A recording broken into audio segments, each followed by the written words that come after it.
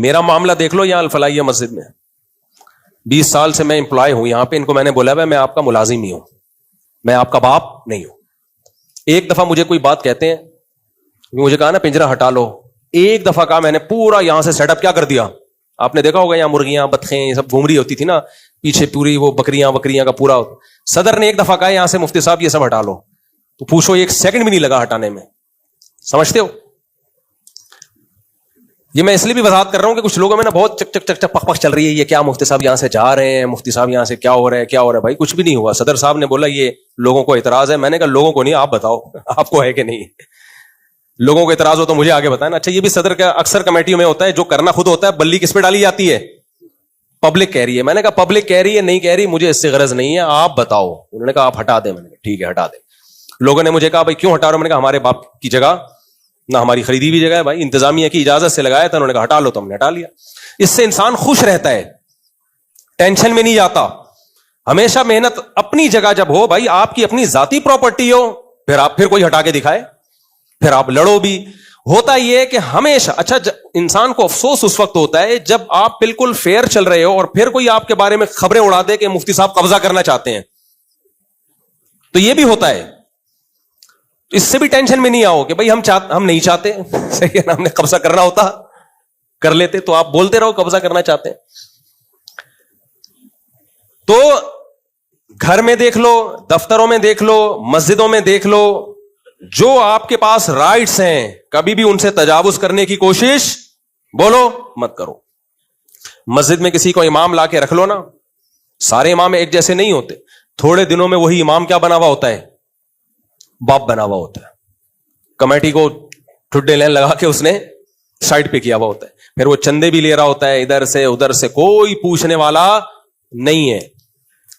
تو حیثیت کو تو پہچانے بھائی, تمہاری کیا حیثیت ہے. گھروں میں فسادات, دفتروں میں فسادات. میں مفتی رشید احمد صاحب رحمہ اللہ کو وہ ملفوظ پہلے مکمل کروں. انہوں نے فرمایا کہ جب بھی کسی ادارے میں کسی نظام میں کوئی خرابی ہو, مدرسے میں یا کالج میں, یونیورسٹی میں, دفتر میں, ایک دفعہ بتاؤ کہ یہ غلط ہو رہا ہے. بہت زیادہ کتنی دفعہ, 2 دفعہ. بہت زیادہ ہوا تو 3 دفعہ. کا تیسری دفعہ کے بعد مت بتاؤ. پھر فرمایا اب آپ کے پاس آپشن ہے, اگر آپ کو لگ رہا ہے بہت زیادہ غلط ہو رہا ہے تو چھوڑ دو, ٹھیک کرنے کی کوشش مت کرو. وہ ٹھیک نہیں ہوگا, اس سے کیا ہوگا, غیبتیں, فسادات, وہ اس کی غیبت, وہ اس کی غیبت, وہ ایسا ہے, وہ ویسا ہے. آپ کی ساری صلاحیتیں جو اللہ نے کسی مثبت کام کے لیے رکھی تھیں, وہ ساری صلاحیتیں برباد کس میں ہو جائیں گی, غیبتوں میں برباد ہو جائیں گی آپ کی وہ ساری کی ساری صلاحیتیں. تو اس میں ایک بات انتہائی اہم ہے, جو بیان جو میں لے کے چلنا چاہ رہا تھا, یہ تو ساری تمہید ہے اس بیان کی, تمہید ہے. آگے بیان ابھی شروع ہوا نہیں ہے, لیکن میرے بیانات میں اکثر ایسے ہی ہوتا ہے, سارا ٹائم کس میں نکل جاتا ہے, تمہید میں.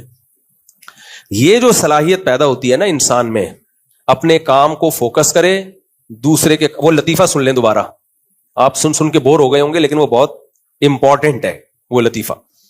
وہ لطیفہ یہ ہے, ایک بوڑھے میاں, انہوں نے دیکھا کسی بچے کو سگریٹ پی رہا ہے, تو بچے کو جا کے بولا بیٹا سگریٹ پینے سے انسان کی عمر کم ہو جاتی ہے. بچے نے کہا کہ میرے دادا کی عمر تو 100 سال تھی.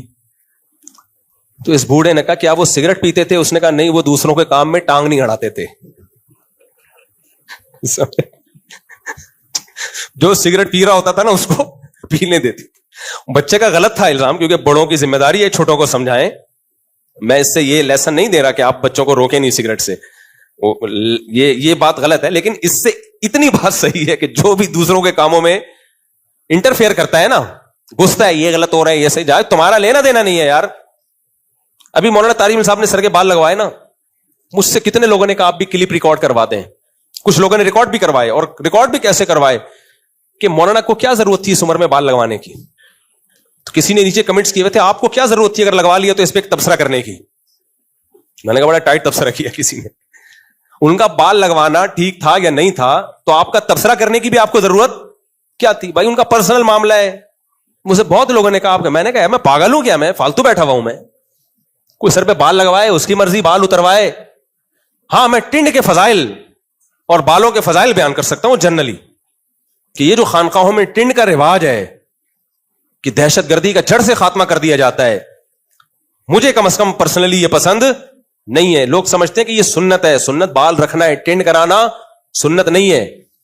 کرا لو, کسی کو اچھا لگتا ہے, یا کوئی تربیت کے لیے کسی کی ٹینڈ کرا دے, کسی بچے میں زیادہ شوبازیاں آ رہی ہیں, پفیں بنا رہے ہیں, تو ابا کہتے ہیں دہشت گردی کو جڑ سے اڑا اڈا ہی تاکہ اس کی تربیت ہو, وہ ٹھیک ہے. تو خانقاہ میں اگر کوئی پیر و مرشد اپنے کسی مرید کو دیکھیں اس میں شوبازی کا عنصر بہت ہے, تو دہشت گردی کے جڑ سے خاتمے کے لیے وہ ٹینڈ کرا دیں تاکہ تیرے اندر جو شو مارنے کی عادت ہے وہ ختم ہو. تو وقتی طور پر یہ تربیت کے لیے ٹھیک ہے, لیکن اس کو لازمی حصہ بنا لینا, جیسے بعض لوگ اس کو دینداری سمجھتے ہیں, پورا گروپ جا رہے ہوتے ہیں, سب کی ٹنڈیں ہوتی ہیں, مخصوص ٹوپیاں, مخصوص کپڑے, تو یہ تو دھڑے بندی ہے بھائی. اسلام میں دھڑے بندی نہیں ہے, سب جیسے سارے مسلمان رہتے ہیں آپ بھی ویسے ہی رہو. کچھ دن پہلے ایک صاحب آئے, اتنے گہرے گھنے بال ان کے, اور پورے یہاں تک ایسا لگ رہا تھا, داڑھی بھی بڑی, تو مجھے لگا کہ کچھ جھاڑیوں سے کوئی بندہ جھانک رہا ہے. مونچھیں بھی بڑی بڑی, داڑھی بھی بڑی, بال بھی اتنے بڑے. میں نے کہا یار کوئی ڈر جائے گا رات کو کوئی دیکھ کے, تو تھوڑا چھوٹے کرو ان کو. کہہ رہے ہیں آپ نے بھی تو رکھے. میں نے کہا میرے سلکی بال ہیں اور ہلکے بال ہیں, اتنے جنگل نہیں نظر آتا. آپ کے تو بال ایسے ہیں کہ وہ کبوتر انڈے دے گا اس میں آ کے بھائی. تو بہت سے لوگوں کی میں نے خود ٹینڈ کروائی ہے کہ آپ مت رکھو, شریف آدمی لگو گے, چھوٹے بال رکھو آپ, جس سے پتہ نہیں کیا لگ رہے ہو آپ. سلکی بال ہوتے ہیں نا, یا تھوڑے سے ہلکے پھلکے گھنگریالے ہوں تو ٹھیک ہے. بعض لوگوں کے بال بہت زیادہ گھنے ہوتے ہیں, وہ پھر بہت بڑے رکھتے ہیں تو عجیب سے لگ رہے ہوتے ہیں. وہ پھر میرا حوالہ دے رہے ہوتے ہیں جی مفتی صاحب نے رکھے ہیں. بھائی شریعت کو فوکس کرو. ہم اگر ایک خاص لباس پہنتے ہیں تو وہ سنت نہیں بن جاتا. ہماری ایک پگڑی کا اسٹائل ہے تو وہ سنت نہیں بن جاتا. تو ہر آدمی کو جو لباس سوٹ کر رہا ہے, جیسے وہ اچھا لگ رہا ہے, وہ ویسا لباس پہنے. اس میں سب سے پہلے اپنے ماں باپ کی مرضی کو دیکھے, پھر بیوی کی مرضی کو دیکھے. شریعت میں بیوی کو خوش کرنے کا حکم ہے. اگر وہ چاہ رہی ہے کہ یہ والی ڈریسنگ آپ پہ اچھی ہے تو آپ وہ والی پہن لو. آپ بھی تو چاہتے ہو نا بیگم ہماری مرضی کی ڈریسنگ پہنے, تو عورت بھی چاہتی ہے کہ شوہر وہ والی پہنے جو جس میں مجھے اچھا لگے. وہ آپ نے پورا شامیانہ پہن لیا, پھر ٹینڈ کرا لی, تو بیوی کو کہاں اچھا لگے گا بھائی. وہ لگے گا ٹنڈے سے شادی تھوڑی ہوئی تھی میری, تو پورے پراپر آدمی سے شادی ہوئی تھی. تو خیر, تو اگر آپ چاہتے ہو کہ آپ کی عمر لمبی ہو, 100 سال عمر ہو, تو دوسرے کے کام میں ٹانگ بولو نہ اڑاؤ. ہاں نہیں علی المنکر ضرور کرو. کوئی غلط ہو رہا ہے, آپ سے پوچھا جا رہا ہے, آپ بتا دو غلط ہے. میں ایک مثال دے کے بیان کو ختم کرتا ہوں, جس سے آپ کو پتا چلے گا کہ مثالوں سے نا بات اچھی طرح کلیئر ہو جاتی ہے. ہمارے شیخ حضرت مفتی رشید احمد صاحب رحمہ اللہ تعالی ایک مدرسے میں ٹیچر تھے. سندھ کا کوئی مدرسہ تھا, تو اجلاس تھا بقرعید سے پہلے, سارے علماء جمع ہوئے ہوئے تھے. اجلاس میں یہ طے پایا کہ بقرعید میں جانوروں کی کھالیں جمع کرنے کا کام ہم نے طلبہ کے ذمے لگانا ہے. تو طلبہ کو ہم مختلف جگہوں پہ بھیجیں گے, وہاں سے کھال لے آؤ, وہاں سے کھال لے آؤ. تو اس کی تشکیلات ہو رہی تھی, مشورے چل رہے تھے. ہمارے جو شیخ حضرت مفتی رشید احمد صاحب تھے, وہ اس مدرسے میں ایک سینئر ٹیچر تھے, وہ چپ بیٹھے ہوئے تھے, ایسے نا بالکل خاموشی سے بیٹھے. مشورے چل رہے ہیں, اس کو فلاں جگہ بھیجو, اس کو یہ بھیجو, اس کو یوں کرو, اس کو یوں کرو, پوری بحث ہو رہی ہے. حضرت چپ. کافی دیر بعد کسی نے پوچھا کہ حضرت آپ کی کیا رائے ہے اس بارے میں, کس کی کہاں تشکیل ہونی چاہیے. حضرت نے فرمایا میں اس عمل کو جائز ہی نہیں سمجھتا, بس چپ. یعنی طلبہ کو اس طرح سے کھالیں لینے کے لیے بھیجنا, اس سے دین کے علم کی حضرت کے خیال میں توہین ہے. یہ چندہ مانگنے کا یہ طریقہ مناسب نہیں ہے. حضرت کی یہ رائے تھی کہ طلبہ جائیں, لوگوں کے گھروں سے کھالیں لے کے آئیں. ہمارے حضرت کا استغنا ایسے تھا کہ ایک آدمی نے فون کیا کہ حضرت میں نے جانور ذبح کیا ہے, تو اس کی کھال جو ہے نا, کھال کے لیے کوئی بندہ بھیج دیں آپ. حضرت نے فرمایا خود ہی بندے بن جائیں تھوڑی دیر کے لیے. یعنی حضرت کو اس پہ غصہ آتا تھا کہ ہم یار ہم اس کام کے لیے رہ گئے, تمہارے یہاں سے گھر سے جا کے کھالیں اٹھا کے لائیں. یہ علماء کے وقار کے خلاف ہے. تو حضرت کا خیال یہ تھا کہ یہ جو طالب علم ہے یہ بھی کب عالم بنیں گے تو یہ ان کے وقار کے خلاف ہے. ان کو ایسے ذلت والے کاموں میں لگایا تو ان کی مینٹلی گروتھ نہیں ہوگی. یہ چھوٹے کے چھوٹے, ہر وقت پھر یہی رہے گا, وہاں سے بکرے کی کھال مل جائے, وہاں سے دمبے کی کھال مل جائے, وہاں سے جو ہے نا 5 روپے مل جائے, وہاں سے 10 روپے مل جائے. حضرت کی رائے تھی, وہ غلط بھی ہو سکتی ہے. تو حضرت کا استغنا یہ تھا کہ یہ طریقہ ٹھیک نہیں ہے. بھائی چندہ مانگنا ہے تو آپ ایک پروگرام کریں, اس میں چلائیں کہ بھائی ہمارے یہ مصارف ہیں, جو حضرات دینا چاہتے ہیں دیں, نہیں دینا چاہتے تو دفاع ہو. کیا خیال ہے؟ یہ نہ کہیں دفاع ہو, لیکن مطلب یہی ہے دینا دو ورنہ پتلی گلی سے نکلو. جتنے ہمارے پاس وسائل ہوں گے ہم کام کریں گے, جو وسائل نہیں ہوں گے تو نہیں کریں گے کام. لیکن عزت کو داؤ پہ نہ لگایا جائے. تو حضرت چپ بیٹھے ہوئے تھے. حضرت فرماتے ہیں جب مجھ سے پوچھا آپ کوئی مشورہ دیں, تو میں نے کہا کہ میں تو اس کو جائز ہی نہیں سمجھتا. تو جس نے پوچھا اس نے کہا میرا بھی یہی خیال تھا, آپ اس لیے چپ ہیں. بس اس کے بعد سب نے مشورے شروع کر دیے. حضرت فرماتے ہیں دیکھو میرا فرض ادا ہو گیا, میں نے صرف ایک دفعہ کہہ دیا کہ میں اس کو جائز نہیں سمجھتا. یہ نہیں کہ میں اس مجلس سے اٹھ کے بائیکاٹ کیا, جا رہا ہوں میں, تم لوگ طلبہ کو ذلیل کر رہے ہو, بند کرو یہ مدرسہ, اور پھر پورے سال محتمم اور طلبہ کے خلاف مہم چلانا شروع کر دیو. بھائی ایسا نہیں ہوتا. آپ وہ مدرسہ چھوڑ کے کہیں اور جاؤ گے, ہو سکتا ہے وہاں یہ والی خرابی نہ ہو, کوئی دوسری گڑبڑ ہو, کسی اور ادارے میں جاؤ گے. حضرت فرماتے تھے اس طرح لوگ مدرسے تبدیل کرتے ہیں, آخر میں کہتے ہیں سارے ادارے ایسے ہی ہیں, میں اپنا ادارہ بناؤں گا. پھر حضرت نے نام لے کے بتائے تھے ان اداروں کے, میں تو نہیں بتا سکتا. کہا پھر انہوں نے ادارے بنائے کہ ہم سب سے اچھا بنائیں گے, بنایا ایسا جو سب سے بدتر تھا. نہیں آئی بات سمجھ میں؟ یہ والے ٹھیک نہیں ہے, میں ٹھیک بناؤں گا. تو جو بنایا نا وہ ایسا تھا کہ وہ بالکل ہی کسی کام کا نہیں تھا وہ. تو اس لیے اجتماعی نظم میں کچھ نہ کچھ آڑا ترچھا ہوتا ہے. آپ کا کام ہے مفتی رشید احمد صاحب رحمۃ اللہ علیہ کی طرح ایک دفعہ بتا دیں کہ یہ ٹھیک نہیں ہے, بس آپ کا فرض کیا ہو گیا, آدھا پتلی گلی سے نکل لیں آپ. لیکن کہاں بھائی ایسا تحمل مارکیٹ میں نہیں ہے. ہر آدمی فنٹر بنا ہوا ہے, اور ہر آدمی بس, ہاں کچھ غلطیاں ایسی ہوتی ہیں جو آپ کے لیے قابل برداشت نہیں ہوتی. اس کا پھر طریقہ یہ ہے کہ 2-3 دفعہ بتا دو, مان جائیں ٹھیک ہے, نہیں تو پھر جگہ چھوڑ دو. آپ بولے بھائی پھر اب یہ میرے لیے برداشت سے کیا ہو گیا ہے, باہر ہو گیا. مثال کے طور پر اس کی بھی ایک مثال دوں. ہمارے حضرت مفتی رشید احمد صاحب کو ایک کتاب دی گئی پڑھانے کے لیے مدرسے میں. حضرت کا خیال یہ تھا کہ یہ کتاب جو ہے یہ ٹھیک نہیں ہے, یہ نہیں ہونی چاہیے مدرسے میں, اس کا کوئی فائدہ نہیں ہے, ٹائم ویسٹنگ ہے. اب بار بار جب اصرار کیا گیا تو حضرت نے فرمایا میں نہیں پڑھا سکتا, مجھے آپ نکال دیں یہاں سے, میں یہ نہیں پڑھا سکتا, یہ میرے میں استطاعت نہیں ہے اس کے پڑھانے کی. میں سمجھتا ہوں پورے سال میرا بھی ٹائم ضائع ہوگا اور طلبہ کا بھی ٹائم ضائع ہوگا. تو جب میں کتاب کو صحیح نہیں سمجھتا, مجھے کسی اور کو دے دے تو میں چپ بیٹھا رہوں گا. یہ نہیں ہوگا کہ کوئی اور پڑھائے تو میں طلبہ کا دماغ خراب کروں, یہ کتاب فضول ہے, پھر اس سے نظام خراب ہوتا ہے. اس کی مثال ہے باس نے آپ کے ذمے کوئی ایسا کام لگا دیا, اب وہ کام آپ کی مزاج کے سے. ہمارے ایک دوست تھے, انہوں نے کیا کیا, ان کے ہاں ایک ڈرائیور تھا, اس ملازم کو انہوں نے ڈرائیونگ کے کام سے نکال کے کسی ایسے کام میں لگا دیا جو تھوڑا سا ذلت والا کام تھا. جو سمجھو گٹر صاف کرنے پر لگا دیا. فرض کرو کام کوئی اور تھا لیکن میں اس کی ڈیٹیل میں نہیں جاؤں گا. اس کا میٹر گھوم گیا, یار میں ڈرائیونگ کرتا تھا, مجھے بنگی والا کام میرے ذمہ لگا دیا. تو وہ کیا ہوا ہے, ان کے یعنی یوں سمجھیں کہ قتل پہ جا کے معاملہ ختم ہوا ہے. اتنی دشمنیاں بڑی ہیں. اب بھائی تو باس کو تو نے قتل کر دیا, اس سے بہتر نہیں تھا تو ریزائن دے دیتا کہ سر میں یہ کام نہیں کر سکتا. بس وہ دل میں نا نفرت لے کے بیٹھ گیا کہ یار میری انسلٹ ہو رہی ہے, میں پہلے ڈرائیور تھا, پہلے بھی ملازم تھا, اب بھی ملازم ہے, مجھے گٹر صاف کرنے پہ لگا دیا.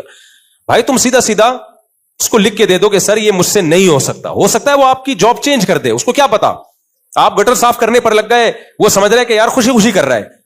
تو ایسے موقع پہ ایک دفعہ اپنی رائے کا بھرپور طریقے سے اظہار کر دیا جائے کہ it isn't possible for me to do this. English میں کہو گے, گوگل سے ٹرانسلیٹ کر کے دیکھے گا, وہ اثر زیادہ ہوگا اس کے اوپر. اردو میں بولو گے تو نہ ڈرے گا نہ کوئی زیادہ اثر لے گا. انگلش میں بولو گے تو سمجھے گا کہ یار یہ تو کوئی بہت ہی اوپر لیول کی چیز ہے. یہ بھی ایک سیاست ہے آج کل. کوئی بات کسی کو, میں نے ایک بیان کیا ڈاکٹر فرحت ہاشمی سے متعلق, وہ لوگوں نے مجھ سے پوچھا تھا, میں نے کہا بھائی وہ مفتی نہیں ہے, ویسے ان کی لیکچروں سے بہت فائدہ ہوا ہے, مسائل کا علم ان کے پاس نہیں ہے. اتنے لوگوں کے نیگیٹو کمنٹس, کسی نے لکھا بھائی تجھ سے زیادہ پڑھی لکھی ہیں, وہ یہ مفتی تجھ سے زیادہ پڑھی لکھی ہیں. ہمارے ہاں پڑھا لکھا پتہ ہے کسے کہتے ہیں, جس کو انگلش آتی ہو. میں نہیں کہہ رہا کہ میں ان سے بڑا عالم ہوں, لیکن آپ کسی پہ الزام لگانے سے پہلے ڈاکٹر فرحت ہاشمی سے بولا آپ نے کون سی یونیورسٹی میں عربی پڑھی ہے, تفسیر پڑھی ہے, فقہ پڑھا ہے, پراپر وے میں کہاں سے پڑھا ہے فقہ. ٹھیک ہے آپ کو درس قرآن آتا ہے اور ہم ان کی خوبی کو مان رہے ہیں, اس کی وجہ سے بہت ساری لڑکیوں نے پردہ کیا ہے, لیکن کسی کو کل بنا دینا, ہمیں آپ جاہل کہو. ملک کے سارے علماء جاہل ہو گئے جو اتنے 20-30 سالوں سے مدرسوں میں بخاری پڑھا رہے ہیں, فقہ پڑھا رہے ہیں, قرآن پڑھا رہے ہیں, سب کے مقابلے میں ایک خاتون کے فتوے کو ترجیح دینا, یہ عقیدت میں غلو ہے. آپ ہمیں کہہ دو جاہل ہیں, لیکن ہمیں ہمارا لیبل لگا کے سب علماء کو کیا کہا جا رہا ہوتا ہے, اب ان مولویوں کو کیا پتا.